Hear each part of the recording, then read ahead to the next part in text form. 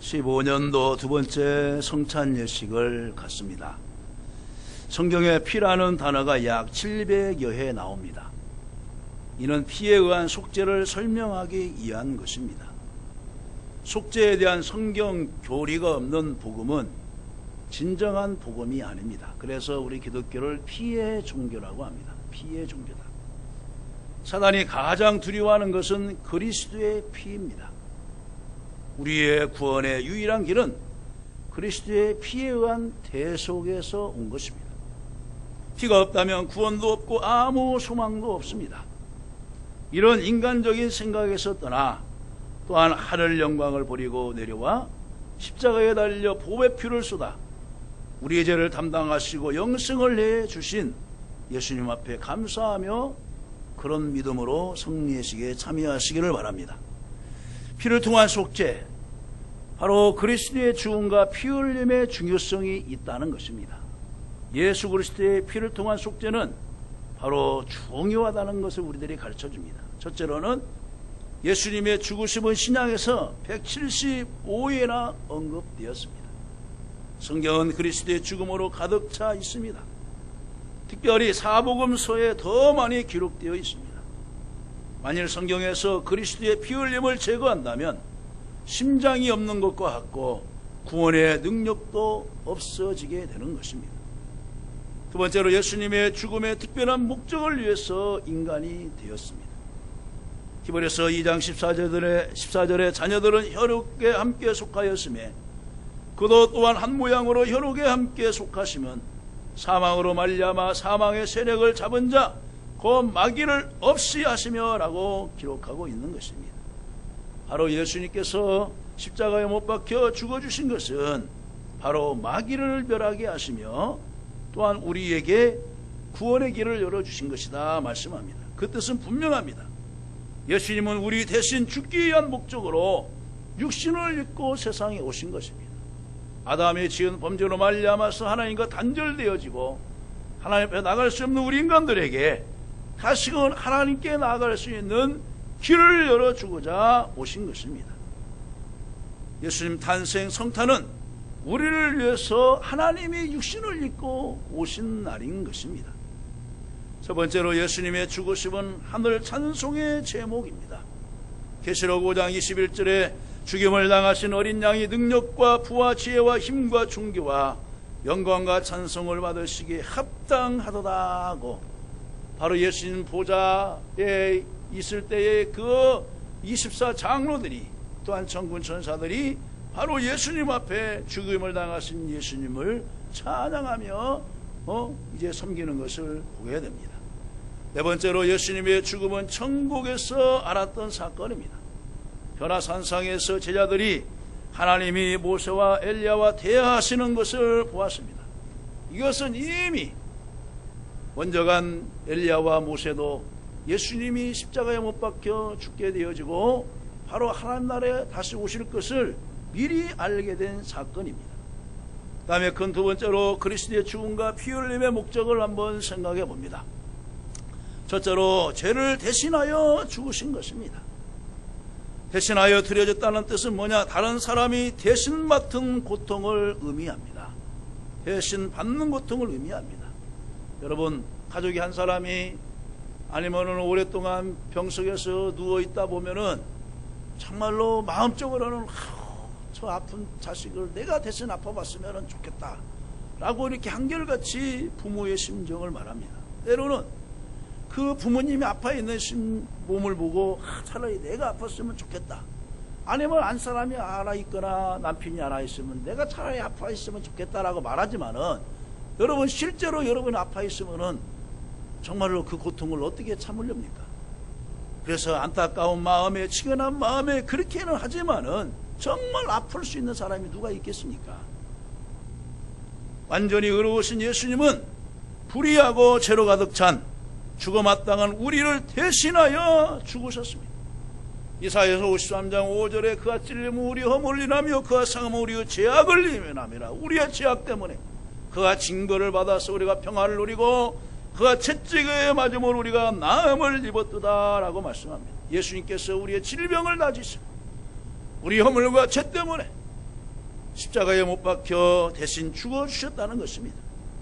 베드로전서 3장 18절에 그렇게 3번 죄를 위하여 죽으사 의인으로서 불의한 자를 대신하였으니 이는 우리를 하나님 앞으로 인도하려 하심이라고 말씀하고 있습니다. 오늘 본문의 말씀에서도 이제 다른 송아지와 염소의 피를 과거에는 드렸는데 이제는 예수님이 오심으로 말미암아서 그 피로 하지 아니하고 오직 자기의 피로, 자기의 피가 누구 피입니까? 예수 그리스도의 피로 영원한 속죄를 이루사 단번에 성수에 들어가셨느니라고 말씀하고 있습니다. 두 번째로 예수 그리스도의 죽음과 피 흘림은 우리를 대신하여 속전으로 죽어주신 것입니다. 마태복음 20장 28절에 인자가 온 것은 섬김을 받으려 함이 아니라 도리어 섬기려 하고 자기 목숨을 많은 사람의 대속물로 주려 함이니라고 했습니다. 속전은 어느 부자의 아들이 납치를 당했어요. 그러면서 전화로 말을 합니다. 얼마를 가지고 와라. 그리하면 너 아이들을 살려 보낼 것이다 라고 그 말을 들었을 때에 그 부자는 어떻게 합니까? 돈이 아깝습니까? 안 아깝습니다. 그래 얼마든지라도 줄 테니 제발 제 아이만을 살려주십시오. 제 아이만을 제발 보내주십시오 라고 이렇게 부탁을 합니다. 막 눈물을 흘리면서 막 부탁을 합니다. 이렇게 속절은 한 부자의 아들이 납치를 당했을 때 그들이 요구하는 몸값을 치르고 찾아오는 것과 같은 것입니다. 이때 대신 돈값을 치르는 것이 뭐냐? 속전인 것입니다. 속전. 예수님은 범죄하고 반역한 우리 죄인들을 위하여서 자기 몸을 십자가에서 내어주시고 죽어주심으로 말미암아 우리의 죄값을 치루어 주셨어요. 그래서 저와 여러분들에게는 죄가 없는 것입니다. 세 번째로 예수 그리스도는 속건제물로 죽으신 것입니다. 이사야서 53장 10절에 그가 영혼을 속건제물로 드리기에 이르면이라는 말씀이 나옵니다. 예수님이 그 영혼을 하나님 앞에 속건제물로 드렸었어요. 누구 때문에? 저와 여러분들을 대신 죽어주심으로. 또한 이브리서 오늘 9장을 보면은 구약의 속건제물이 나오지요. 또 13절에서도 염소와 황수의 피와 및 암송아지의 죄를 부정한 자에게 뿌려 그 육체를 정결하게 하여 거룩하게 하거든 그랬어요. 과거에는 그 짐승의 피를 받아가지고 부정한 사람에게 또 뿌리고 죄를 부정한 사람에 뿌리면서 나는 죄인입니다 하면서 자기 스스로 사람들 앞에서 외쳤어요. 그래서 이제 예수님께서 말씀을 전하실 때에 그 세리와 그 죄인은 죄를 머리에 뒤집어 썼다는 것은 뭡니까? 나는 이 죄만 또 못합니다. 이 먼지만 또 못합니다. 나는 이렇게 많은 죄로 이제 쌓여 있습니다 라고 하면서 자기를 고백하는 것과 같은 것입니다. 예수님은 그의 피를 흘려 죄를 대속하고 따라서 이 피의 대속의 피가 없이는 죄사함이나 용서를 받을 수 없다는 것을 말씀했습니다. 오늘 또 히브리서 9장 22절 말씀에 보면은 율법을 따라 그의 모든 물건이 피로써 정결하게 되나니 나의 죄를 씻기는 예수의 피밖에 없네. 모든 물건이 피로써 정결하게 되나니 피 흘림이 없은즉 사함이 없느니라. 따라서 해보겠습니다. 피 흘림이 없은즉 사함이 없느니라. 그 누구가 피 흘려서 죽으면서 우리 죄를 속하였다고 고백한 이가 누구입니까? 바로 예수 그리스도 외에는 없는 것입니다. 피 흘림이 없은즉 사함이 없느니라. 그렇습니다. 예수 그리스도의 피는 우리를 모든 죄에서 억만가지 죄악에서 구원하여 주시는 능력이 있는 것입니다. 다음에 네 번째로 죄를 위한 화목제물로 죽으신 것입니다. 아담이 선악과를 따먹음으로 말미암아서 하나님과 이제 거리가 멀어졌습니다. 하나님 앞에 나아갈 수 없습니다. 그런데 그 하나님이, 사랑의 하나님이 그래도 범죄한 인간을 용서하기 위하여서 보내주신 분이 누구냐? 바로 제2아담인 예수 그리스도이십니다. 하나님은 거룩하시고 공의로우신 분이므로 죄에 대하여 거룩한 진노를 갖고 계시지만 그 죄인이 영벌에 들어가는 것을 차마 볼 수 없으셔서, 진노당하시는 것을 볼 수 없으셔서 예수 그리스도를 화목제물로 보내주신 것입니다. 그 진노를 어떻게 달랠 수 있겠습니까? 사람으로서는 할 수 없습니다. 이를 위해서 예수님은 죽으셔야만 했고 피 흘려 하나님의 진노를 달랠 수가 있었던 것입니다. 이제 오늘이 6일이니까요 19일이 있으면은 성탄절이 오죠. 예수님이 인간의 몸으로 오신 것이 왜 그렇습니까?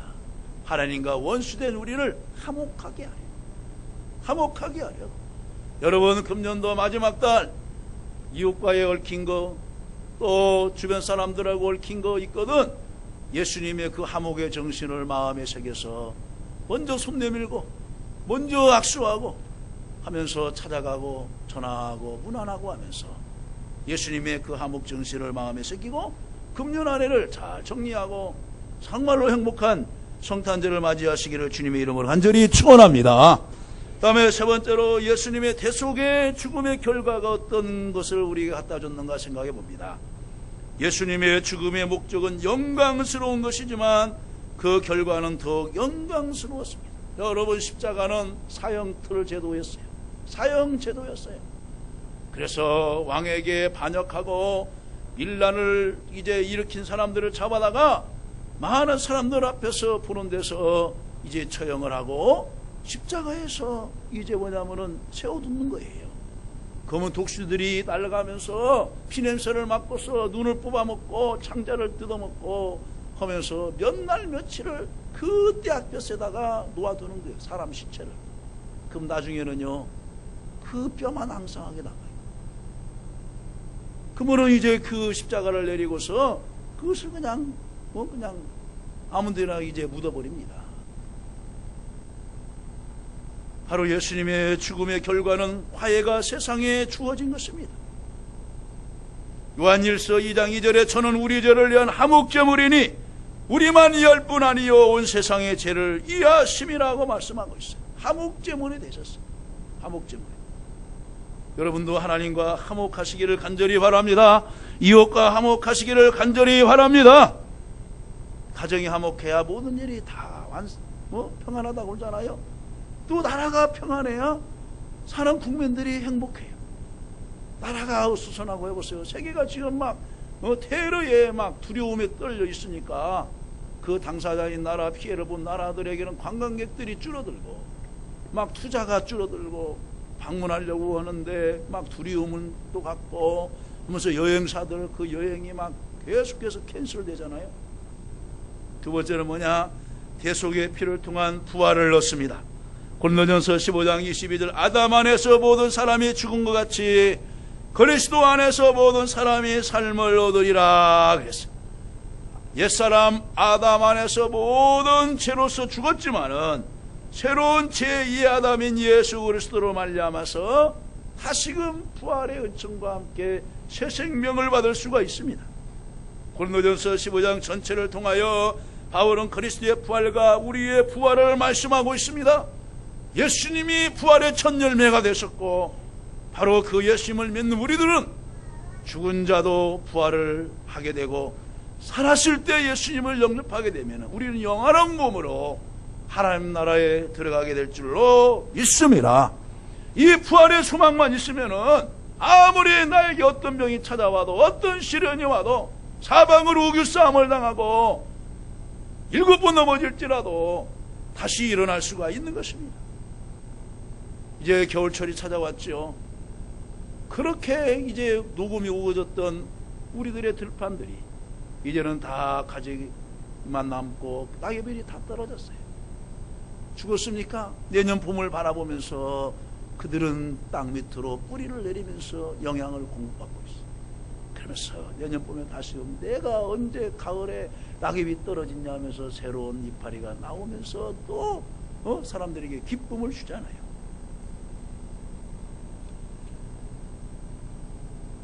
예수님의 죽음의 결과는 모든 사람들에게 대속의 죽음을 통하여 죄를 용서해 주셨습니다.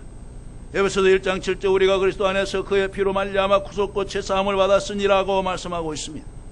우리의 제사함은 그리스도의 피로 이미 보장받은 것입니다. 다만 우리 믿음을 통해서 나의 것이 될 수가 있습니다. 너희가 그 은혜를 인하여 믿음으로 말미암아 구원을 얻었나니 이것은 너희에게서 난 것이 아니요 하나님의 선물이라고 말씀입니다. 그 은혜를 인하여 십자가에서 예수님이 죽어주신 그 은혜를 인하여서 우리에게 믿음을 선물로 주셨고 받기만 하면은 우리에게는 구원을 하나님이 선물로 주신 줄로 믿습니다. 네 번째로 예수 그리스도를 믿는 자는 의롭다함을 얻습니다. 에베소 2장 9절 말씀은 이는 너희로 하여금 자랑치 못하게 하려 함이니라고 말하고 있어요. 여러분 우리 가운데 누가 선행을 행하면서 100% 완전한 사람이 누가 있겠어요? 완전한 사람이 없어요. 규범과 도덕을 잘 지키면서 정말로 정결하게 사는 사람이 누가 있겠습니까? 우리의 노력으로는 도저히 할 수가 없어요. 우리는 날마다 쓰러집니다. 새벽에 나와서 예배하고 기도하고 돌아갈 때 또 우리는 다른 생각을 가지고 합니다. 예배 로마서 5장 9절에 그러면 이제 우리가 그 피로 인하여 의롭다 하심을 얻었은즉 더 그로 말미암아 진노함에서 구원을 얻을 것이라. 그 피로 인하여 의롭다 하심을 얻었은즉 의로운 자녀가 되었다는 거예요. 예수님이 십자가 죽어주신 그것을 믿기만 하면은 의로운 백성으로 그냥 인쳐주셨다는 것입니다. 우리가 잘나고 못난 것 주님은 외모를 보시지 않는 거예요. 내가 잘 배우고 못 배우고 외모가 어떻고 그렇고 보시지 아니하고 예수 그리스도의 피를 의지하고 믿기만 하면은 너는 의로운 백성이다 인쳐주고 바로 하나님의 자녀로 세워주신다는 것입니다. 칭의는 죄의 용서 이상인 것입니다. 용서는 죄를 치워버리는 것이지만 칭의는 죄를 전혀 짓지 않는 것 같이 만들어주신다는 말씀을 맺습니다. 우리는 독생자 예수 그리스도의 보혈로 말미암아 영원한 천국에 들어갈 수 있게 된 것입니다. 예수님의 피가 여러분의 것이 되지 못한 사람은 지금 주님께 나와서 그 피를 믿으십시오. 나의 죄 때문에 십자가에 못 박혀 피 흘려 죽으신 것을 믿으십시오. 그리하면 영생을 주시고 천국에 들어갈 자격을 하나님께서 허락하여 주시는 줄로 믿습니다.